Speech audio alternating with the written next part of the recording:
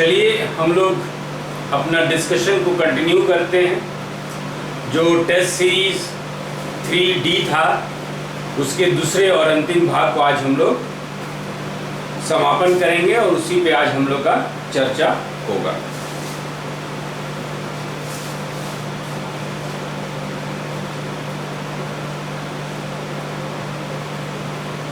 पहला क्वेश्चन है 17 अगस्त 2020 को आदिवासी स्वास्थ्य और पोषण पर ट्राइबल हेल्थ एंड न्यूट्रिशन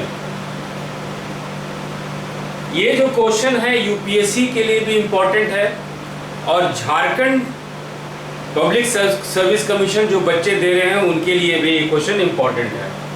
तो ट्राइबल हेल्थ एंड न्यूट्रिशन पर एक ई पोर्टल चालू किया गया जिसका नाम है स्वास्थ्य, जिसका नाम है आपका स्वास्थ्य। तो ये क्वेश्चन है ट्राइबल हेल्थ एंड न्यूट्रिशन पे आदिवासी स्वास्थ्य और पोषण पे एक ई पोर्टल चालू किया गया जिसका नाम है स्वास्थ्य। सही आंसर है 6 का बी। ये झारखंड के लिए और यूपीएससी के लिए इंपॉर्टेंट क्वेश्चन हो जाता है। चलिए अब इस पे हम लोग डिस्कशन करते हैं, इस पे थोड़ा सा महत्वपूर्ण चर्चा हम लोग करते हैं। तो ये पोर्टल जो है झारखंड के मिनिस्ट्री ऑफ ट्राइबल अफेयर्स है ना। मिनिस्ट्री ऑफ ट्राइबल अफेयर्स जो है जनजातीयों मामला से ट्राइबल अफेयर्स से बहुत सारी घोषणा की है। ये घोषणा आपका 17 अगस्त को हुआ था। ध्यान से सुनिएगा बच्चों कि 17 अगस्त 2020 को जनजातीय मामलों के मंत्रालय मिनिस्ट्री ऑफ ट्राइबल अफेयर्स बहुत सारी घोषणा की हैं। There were lots of announcements और उसमें से एक अनाउंसमेंट था, उसमें से पहला जो अनाउंसमेंट था उसमें जो पहला घोषणा था वो आपका स्वास्थ्य पोर्टल से रिलेटेड था, वो आपके स्वास्थ्य पोर्टल से रिलेटेड था। दूसरा कि स्वास्थ्य पोर्टल जो है वो पोषण और स्वस्थ से ये संबंधित है। The e portal known as Swasthya is related to health and nutrition of tribals.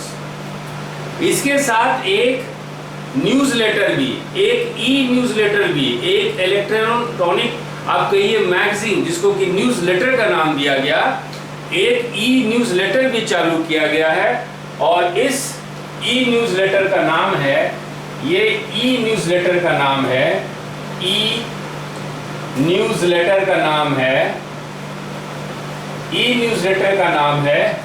आलेख। ये ई न्यूज़लेटर का नाम है आलेख। दिखाई दे रहा है स्टूडेंट्स? दिखाई दे रहा है। ई न्यूज़लेटर का नाम है आलेख। तो ये न्यूज़लेटर का जो नाम है वो है आपका आलेख। ये आलेख याद रखिएगा, ये आलेख ध्यान रखिएगा। आगे ये जो ई पोर्टल है ये जो ई पोर्टल है, ये आपका जो ई पोर्टल है स्वास्थ्य, ये जो ई पोर्टल स्वास्थ्य है, इसका महत्व क्या है?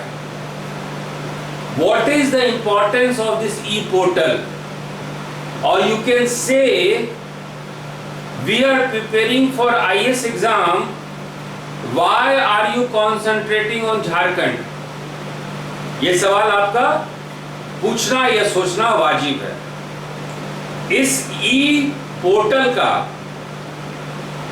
ये जो ई पोर्टल स्वस्थ है, इसका महत्व ये है कि ये भारत का पहला ई पोर्टल है।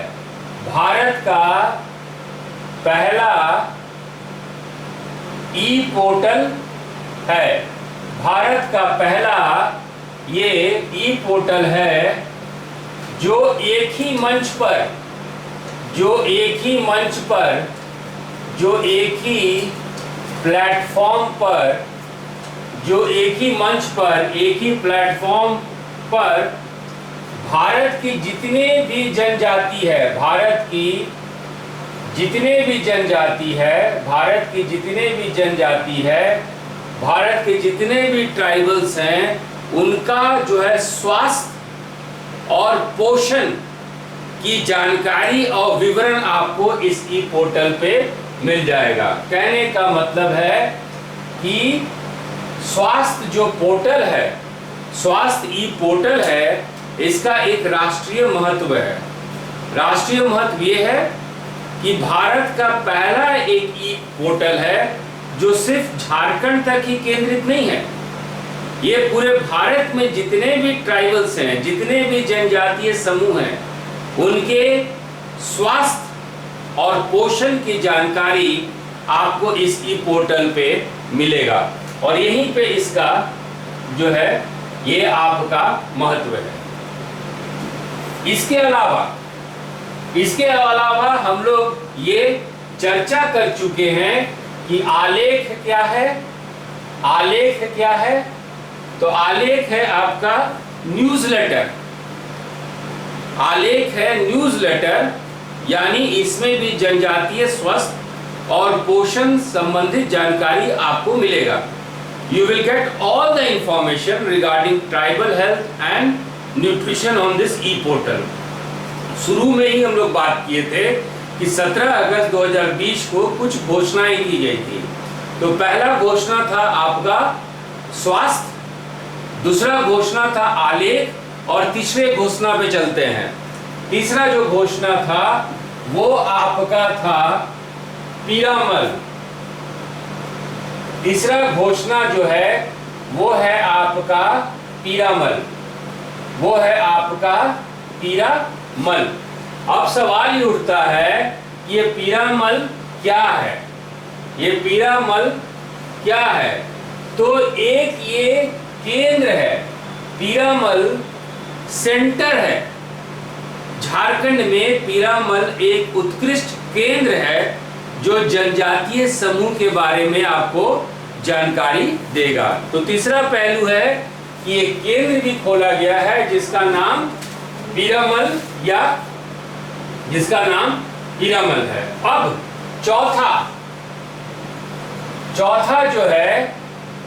चौथा घोषणा है गोइंग ऑनलाइन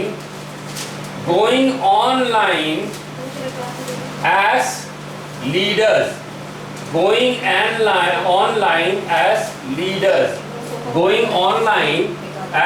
leaders, GOAL है ना।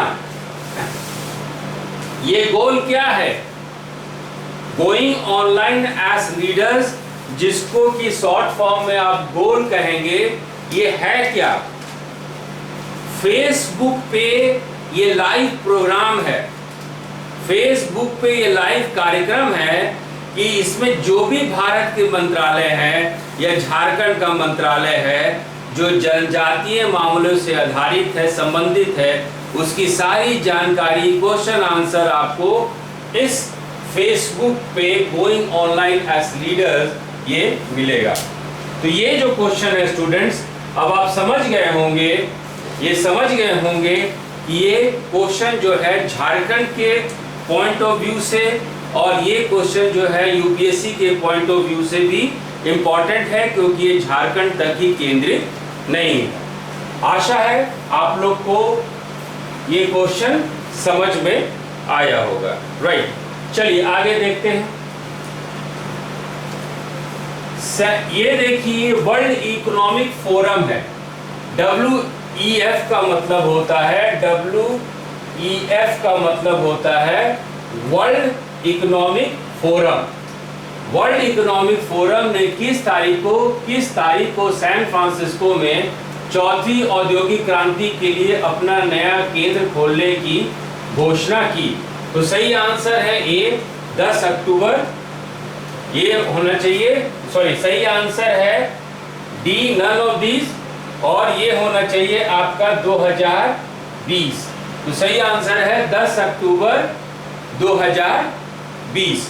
तो इस ऑप्शन से डी आपका सही आंसर है। चलिए इसको चर्चा करते हैं हम लोग। अब देखिए, इसको देखिए क्यों ये पूछा गया है।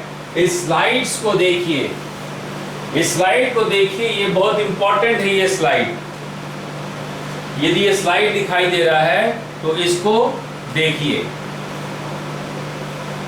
इस स्लाइड्स को देखिए और इस स्लाइड्स को देखिए, है ना। यहां पे इस स्लाइड्स को देखिए स्टूडेंट्स, ये जो भाग है ए, ये जो है, ये जो लिखा हुआ है ये है ए, ठीक है। और ये जो भाग है, ये जो भाग देख रहे हैं ये है आई, और ये जो भाग है ये है आपका 4, और ये जो भाग है ये है ए, और ये जो भाग है ये है आई, यानी AI 4AI।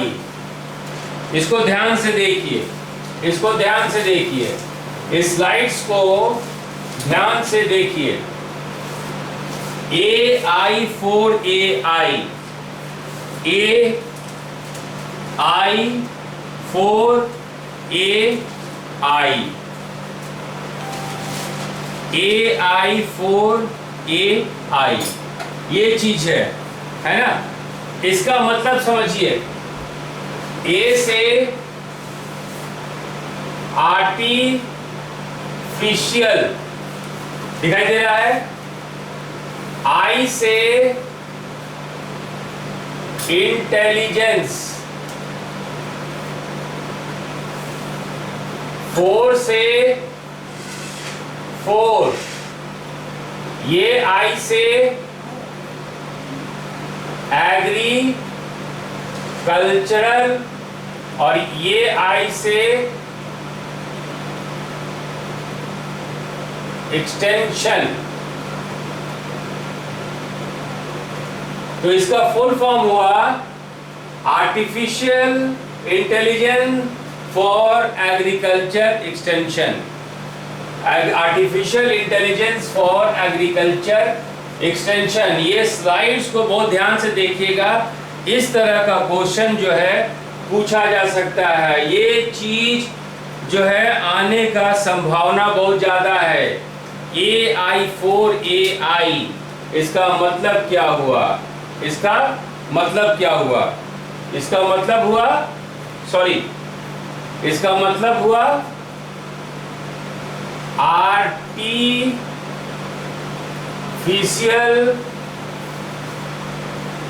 Intelligence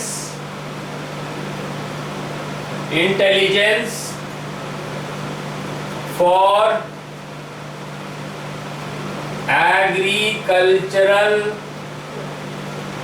innovation, agricultural innovation. ये चीज आपके क्वेश्चन पेपर में आ सकता है।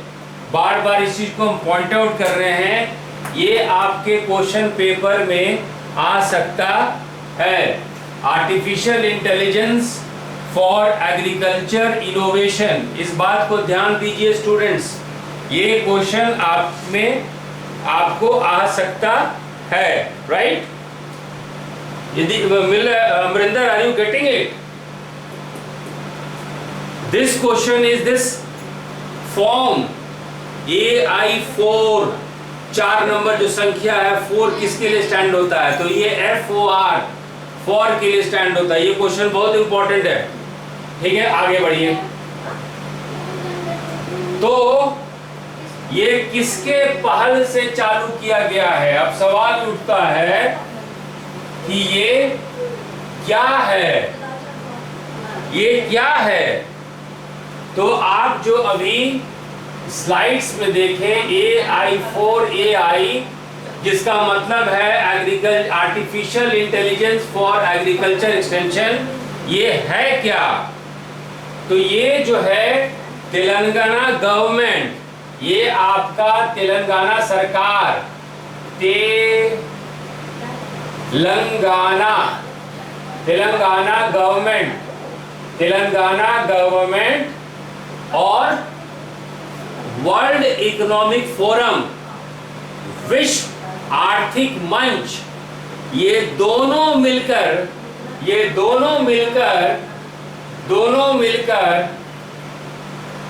AI4AI कार्यक्रम शुरू किए हैं। कहने का मतलब है कि कृत्रिम बुद्धिता पे, है ना, कृत्रिम बौद्धिकता पे, आर्टिफिशियल इंटेलिजेंस पे जो है ये कार्यक्रम है, विश्व आर्थिक मंच के द्वारा साझा कार्यक्रम है, जिसके द्वारा समाधान, नवाचार समाधान, जिसके द्वारा इनोवेटिव आइडियाज, इनोवेटिव सॉल्यूशंस लाया जाएगा। क्यों? ताकि तेलंगाना में जो कृषि व्यवस्था है उसमें विस्तार हो सके, वो प्रौद्योगिक रूप से आगे बढ़ सके। ठीक है, अब देखिए कि इसका पहल क्या है ना? ये किसके साथ ये काम करेगी? ये जो नवाचार आइडिया है जो कि कृषि में लगाना है, ये जो आपका इनोवेटिव सॉल्यूशंस है जो एग्रीकल्चर में लगाना है, ये कहाँ लगाया, ये किसके द्वारा लगाया जाएगा, कहाँ पे उसको जमीनी जो है रूप दिया जाएगा, where it will be executed. तो आपके तेलंगाना में एक यूनिवर्सिटी है, प्रोफेसर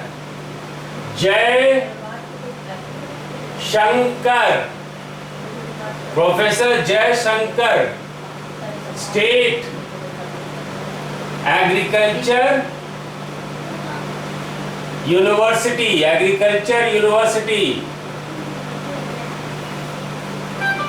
और professor Jayashankar state agriculture university और तेलंगाना का IT department, world economic forum, Telangana government का प्रोफेसर जयशंकर राज कृषि विश्वविद्यालय और तेलंगाना का संचार विभाग, इंफॉर्मेशन टेक्नोलॉजी डिपार्टमेंट, ये सारे लोग मिल करके आर्टिफिशियल इंटेलिजेंस पे काम कर रहे हैं, जिससे कि तेलंगाना में कृषि का विकास हो सके, कृषि का विस्तार हो सके। क्वेश्चन आपका फॉर्म कुछ भी हो सकता है कि AI4AI क्या है। नंबर 1, why professor Jayashankar state university is in news recently, ये भी फॉर्म में आ सकता है। तो professor Jayashankar state university, why is it in news? इसके ऑप्शंस के रूप में आ सकता है कि it is in news for AI4AI। तो जब तक AI4AI नहीं जानेंगे, ये आपको लगेगा कि ये कोई अरबी भाषा का जो है कोई साइन है। तो स्टूडेंट इस तरह के क्वेश्चन के लिए यूपीएससी में तैयार रहिए, अपने आप को तैयार कर लीजिए। यहां तक समझ में आया स्टूडेंट्स? टेल मी यस और नो।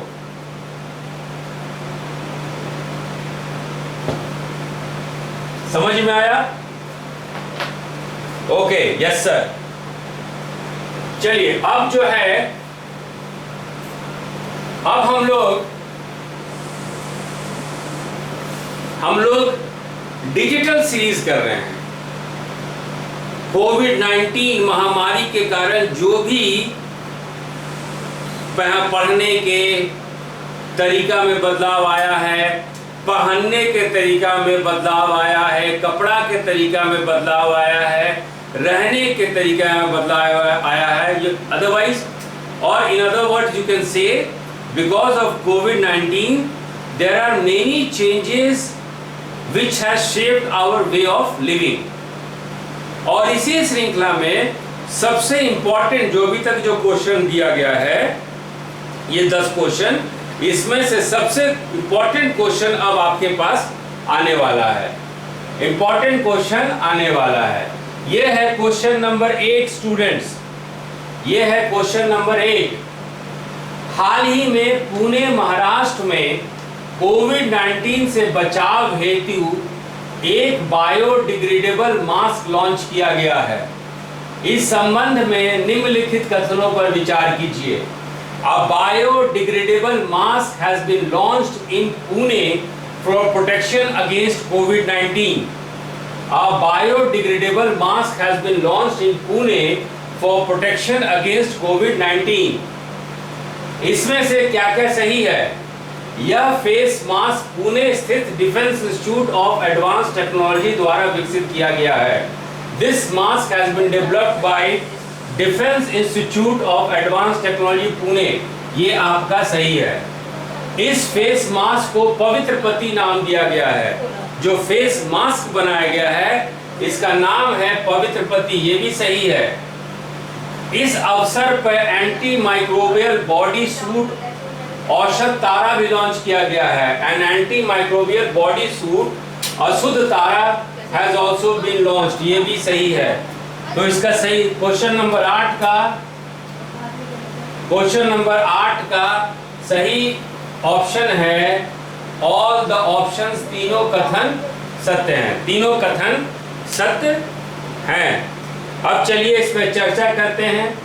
ये आपका पूरे ये जो 10 क्वेश्चन का सीरीज है, इसमें से सबसे इंपॉर्टेंट क्वेश्चन ये है। सबसे इंपॉर्टेंट क्वेश्चन आपका ये है। एक संस्था है जिसका नाम है defence institute of advance technology Pune.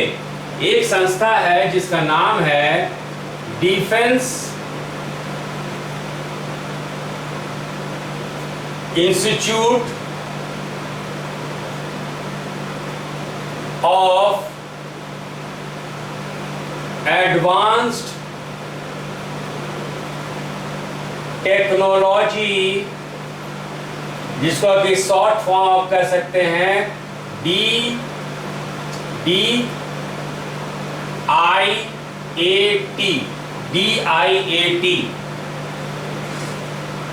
ये जो संस्था है पुणे में स्थित है। DIAT defence institute of advance technology. ये संस्था this institution is situated in Pune. ये संस्था पुणे महाराष्ट्र में स्थित है। इस संस्थान का महत्व क्या है? ये DRDO द्वारा संरक्षित है, ये DRDO द्वारा प्रायोजित है। This institute is supported by Defense Research and Development Organization India। ये DRDO द्वारा सपोर्टेड है, प्रायोजित संस्था है। तो इस संस्था की ये महत्व है। अब देखते हैं ये संस्था की क्या है। ये संस्था जो है एक जो है 13 अगस्त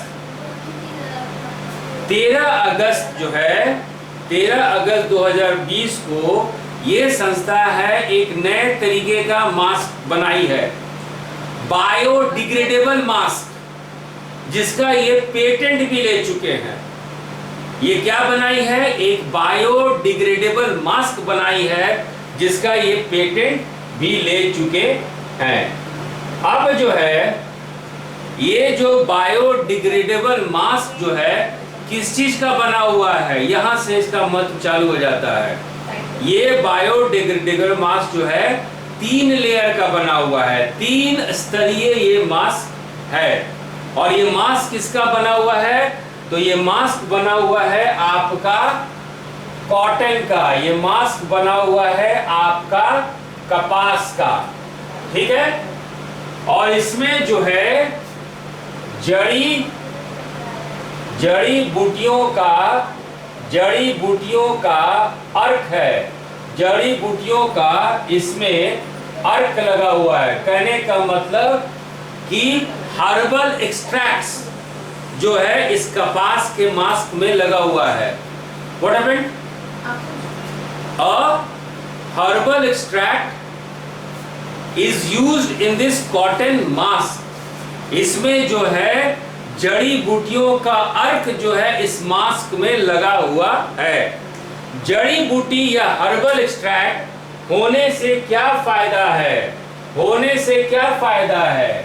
हर्बल एक्सट्रैक्ट्स होने से यदि आप हर्बल एक्सट्रैक्ट इस्तेमाल कर रहे हैं, यदि आप हर्बल एक्सट्रैक्ट इस्तेमाल कर रहे हैं तो इसका क्या फायदा है? तो इसका फायदा ये है, पहला फायदा है कि ये वायरस को न्यूट्रलाइज कर देगी, ये वायरस को न्यूट्रलाइज कर देगी, मतलब है कि वायरस को बेअसर कर देगी। जड़ी बूटी का अर्क हर्बल एक्सट्रैक्ट लगाने से क्या फायदा है?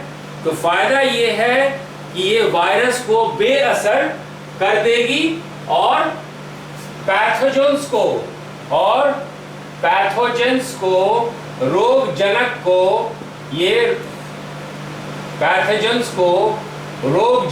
को ये रोक देगी। ये वायरस को हर्बल एक्सट्रैक्ट लगाने का क्या फायदा है?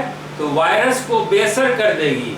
जो रोगजनक कीटाणु होते हैं, जो रोगजनक पैथोजेंस होते हैं, उसको भी ये जो है रोक देगी। तो पहला विशेषता ये है कि ये 3 स्तरीय मास्क है, 3 लेयर्ड मास्क है, जो कि कॉटन या कपास का बना हुआ है और कपास में आपका जड़ी बूटी का अर्क है या हर्बल एक्सट्रैक्ट है। हर्बल एक्सट्रैक्ट से क्या फायदा है? तो हर्बल एक्सट्रैक्ट से फायदा ये है कि वायरस को बेअसर कर देती है। अब सवाल उठता है कि कौन कौन सी जड़ी बूटी इस्तेमाल किया गया है। तो इसमें पहला जो इस्तेमाल किया गया है वो है नीम ऑयल, नीम का तेल। दूसरा है आपका हल्दी, टर्मरिक। दूसरा है आपका हल्दी, टर्मरिक। तीसरा है आपका तुलसी, जिसको कि अंग्रेजी में हम लोग होली बेसिल कहते हैं, कहते हैं, तुलसी। चौथा है आपका अजवाइन, जिसको कि अंग्रेजी में हम लोग कैरम सीड्स कहते हैं, अजवाइन जिसको कि इंग्लिश में कैरम सीड्स कहते हैं। पांचवा है आपका ब्लैक पेपर, जिसको कि हिंदी में हम लोग काली मिर्च कहते हैं। अब क्वेश्चन ये है कि आपका जो हर्बल एक्सट्रैक्ट में क्या क्या इस्तेमाल होता है। तो पहला है नीम का तेल, नीम ऑयल। दूसरा है टर्मरिक, हल्दी। तीसरा है आपका तुलसी या होली बेसिल। चौथा है अजवाइन या कैरम सीड्स। पांचवा है ब्लैक पेपर या काली मिर्च। छठा है इसमें गम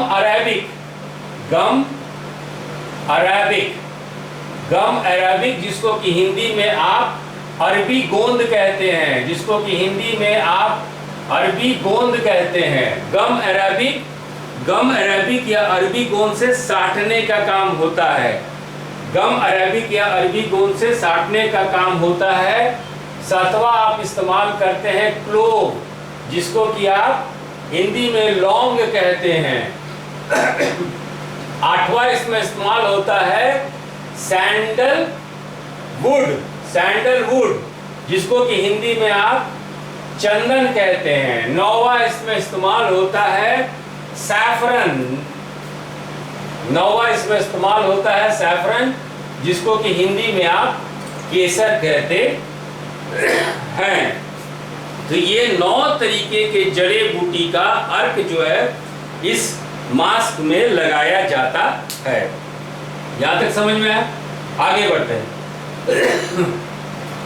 ये जो मास्क बना है, ये जो मास्क बना है, इसका नाम रखा गया है पवित्र पति, है ना, पवित्र पति।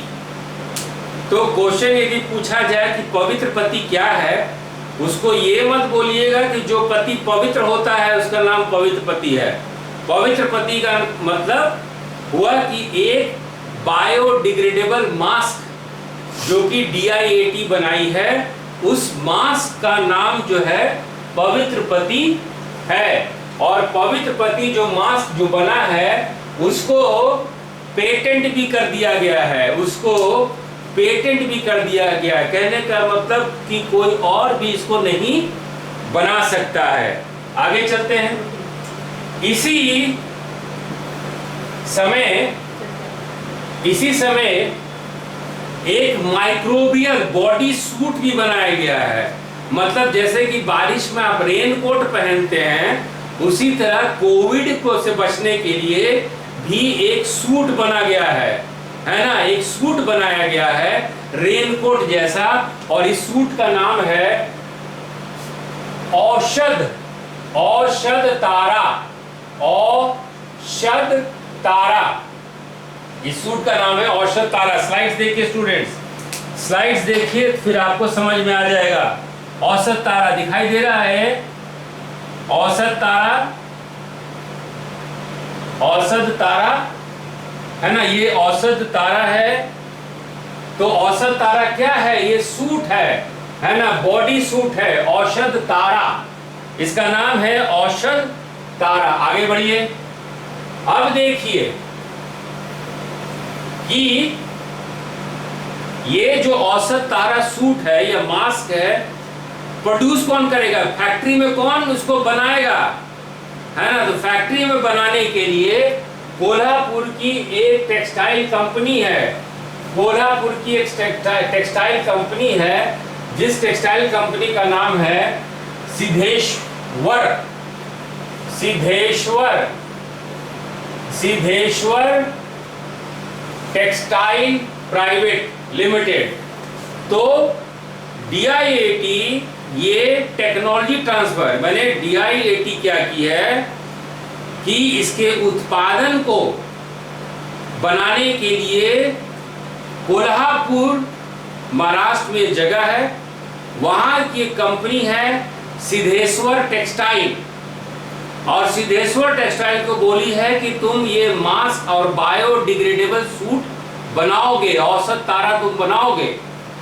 लेकिन ये मैन्युफैक्चरिंग कंपनी को बनाने का तरीका तो आता नहीं है, तो बनाने का तरीका जो है ये DIAT बताएगी।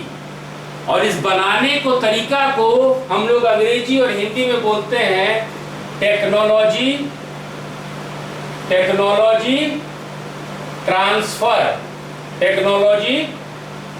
ट्रांसफर।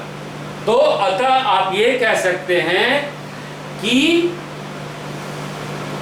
कोल्हापुर का Siddheshwar textile private limited technology transfer पद्धति के द्वारा, टेक्नोलॉजी ट्रांसफर सिस्टम के द्वारा औषध तारा और पवित्र पति का निर्माण करेगी, है ना। पवित्र पति और औषध तारा का निर्माण करेगी।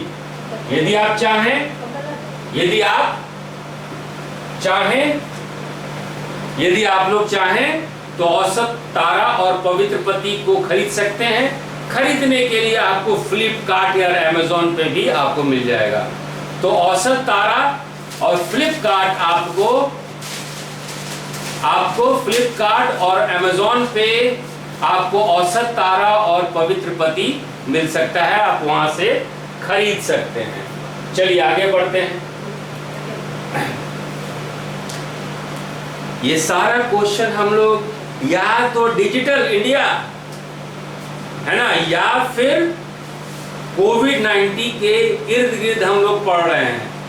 तो ये दोनों टॉपिक पे बहुत सारे क्वेश्चन बन सकते हैं।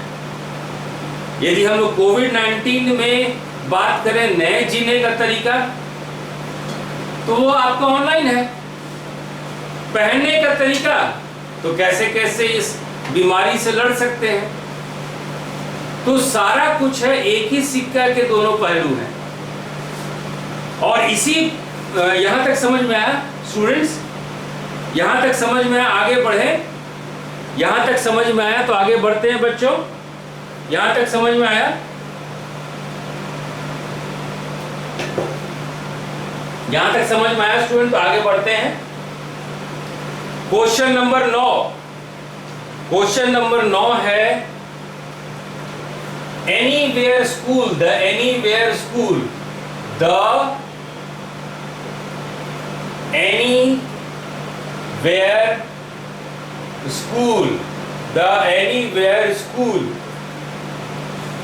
अब ये क्वेश्चन है कि एनीवेयर स्कूल कौन चालू किया? क्या ये आपका इन्फोसिस चालू की? नहीं, एनीवेयर स्कूल इन्फोसिस चालू नहीं की। क्या ये गूगल चालू की? यस, एनीवेयर स्कूल गूगल चालू की। एप्पल चालू की? नहीं, एप्पल नहीं चालू की। आईबीएम चालू की? नहीं, आईबीएम नहीं चालू की। तो एनीवेयर स्कूल जो है गूगल के द्वारा ये चालू किया गया है। गूगल के द्वारा ये चालू किया गया है। तो अब चलते हैं, थोड़ा बहुत इसमें जानकारी ले लेते हैं।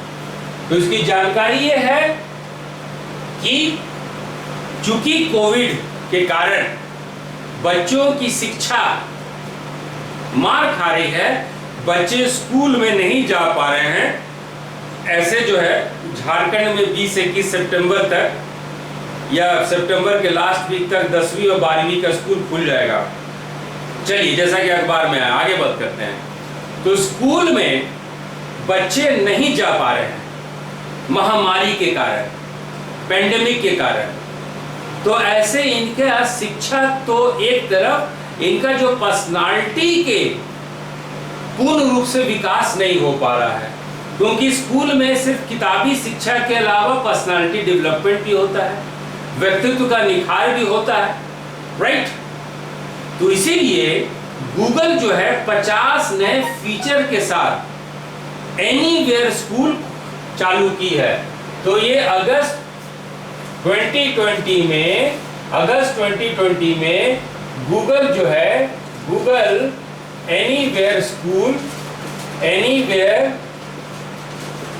स्कूल जो है ये चालू की है। एनीवेयर स्कूल चालू की गई है। इसमें इसकी विशेषता क्या है? इसमें 50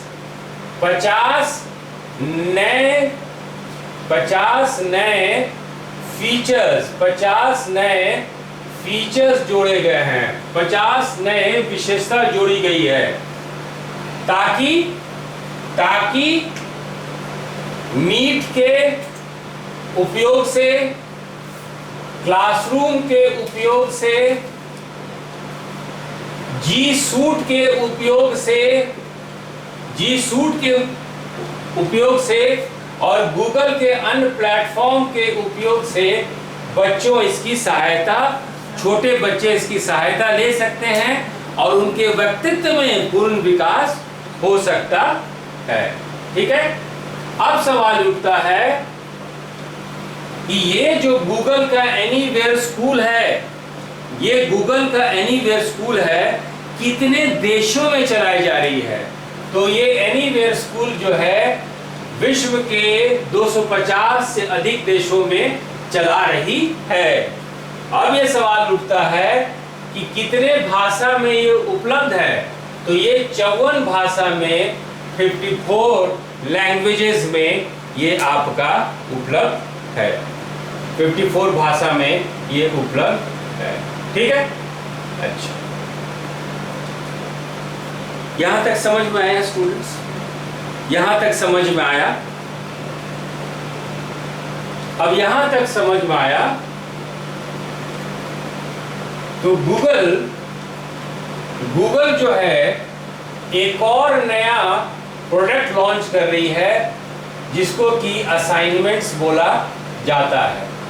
जिसको कि असाइनमेंट बोला जाता है, ये टीचर्स के लिए है कि टीचर्स जो है कैसे अपने बच्चों को समीक्षा करें कि वो क्या पढ़े हैं, किस हद तक पढ़े हैं। तो उसके लिए एक नया प्रोडक्ट लॉन्च किया जा रहा है, असाइनमेंट्स। इस पॉइंट को भी याद रखिएगा, इस पॉइंट्स को भी याद रखिएगा। समझ में आया स्टूडेंट्स? आगे बढ़ते हैं, आगे बढ़ते हैं क्वेश्चन नंबर 10। क्वेश्चन नंबर 10 जो है, ये इस क्वेश्चन का एक भाग हम लोग पहले कर चुके हैं और उसी के साथ एक नया इंफॉर्मेशन है। तो पुराना जो हम लोग चीन का जो हम लोग देखे थे कि कैसे मंगल ग्रह पे उपग्रह गया है, उसी के साथ ये इंफॉर्मेशन को टैग कर लीजिएगा। क्वेश्चन आपका ये है कि optical remote sensing, optical remote sensing satellite जो है, जिसका नाम GAOFEN है, जिसका नाम GAOFEN है, जिसका नाम गाओफेन है, ये किस देश से प्रक्षेपित किया गया है? Which country has launched this satellite? तो सही ऑप्शन है आपका चाइना, सही ऑप्शन है आपका चीन, सही ऑप्शन है आपका चीन। अब इसका देखिए, यही है गाओफेन, यही है गाओफेन जो कि चीन, चाइना लॉन्च की है। यही है गाओफेन जो कि चाइना लॉन्च की है। तो ये ऑप्टिकल रिमोट सेंसिंग सैटेलाइट है, जिसको कि आप गाओफेन 905 का ये नाम दे सकते हैं। अब देखिए क्वेश्चन ये उठता है कि इसको अंतरिक्ष में कौन लेके गया? तो हम लोग पहले पढ़े थे कि लॉन्ग मार्च रॉकेट हम लोग पहले पढ़े थे। तो इसी लॉन्ग मार्च का दूसरा श्रेणी का रॉकेट है 2D रॉकेट। तो लॉन्ग मार्च का 2D रॉकेट ही गाओफेन को जो है कक्षा में, अर्थ ऑर्बिट में इसको प्रक्षेपित किया गया। तो याद होगा कि पहले हम लोग इसमें क्वेश्चन किए थे, उसी के जो है ये आगे है इंफॉर्मेशन कि उसके बाद गाओफेन 905 छोड़ा गया। गाओफेन 905 को लॉन्ग मार्च 2D रॉकेट प्रक्षेपित की।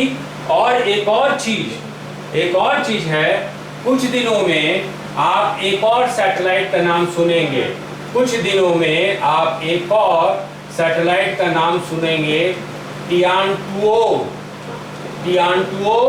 5। टियानटुओ 5 ये दिखाई दे रहा है, टियानटुओ 5 ये दिखाई दे रहा है बच्चों, टियानटुओ 5। तो कुछ दिन में आप गाओफेन के बाद कुछ दिन में, हो सकता है 10 दिन में, 15 दिन में, 1 महीने में, या आपके क्वेश्चन पेपर में टियानटुओ 5 का नाम आ जाए। तो टियानटुओ 5 भी आपका रिमोट सेंसिंग सैटेलाइट है जो चीन जो है प्रक्षेपित करने वाला है। अभी ये न्यूज़ में नहीं है, लेकिन जल्दी ये न्यूज़ में आ जाएगा। इसीलिए टियानटुओ 5 का जो है नाम याद रखिएगा, टियानटुओ 5 का नाम याद रखिएगा। तो स्टूडेंट्स, एक श्रेणी का क्वेश्चन जो है, एक सीरीज का क्वेश्चन जो है हम लोग खत्म कर चुके हैं, इसका समापन कर चुके हैं। कल आप लोग को दूसरे स्टाइल का क्वेश्चन मिलेगा। Tomorrow you will receive a different type of question, है ना। टुमारो आप लोग कल जो है दूसरे तरीके का, आपका दूसरे सीरीज का क्वेश्चन मिलेगा। और आज शाम को हम लोग 7 बजे